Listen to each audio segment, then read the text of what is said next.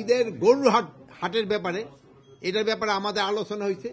ঈদের গরুর হাটের ব্যাপারে আপনারা জানেন যে অনেক সময় ওই টাকা পয়সা হয়ে যায়, মানে চিন্তায় হয়।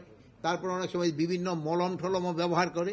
এই জন্য আমরা এবার একটা ইনস্ট্রাকশন দিচ্ছি হিসেবে, এই ডোনেশের চিফ এক্সিকিউটিভ ছিল, তারা এখানে এরা করে নাকি রাখে, ভলান্টিয়াররা রাখে হলো ওদেরকে ওই ইরা দিয়ে গেছে কিনা, ওই যে কি বলে হাসিলের টাকা, ওই ভলান্টিয়ার রাখে হলো যারা যারা নেয়।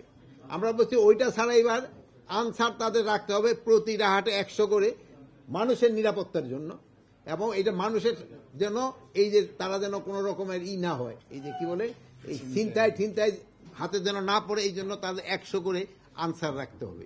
কোনো ধরনের যেন চাঁদাবাজি না হয়।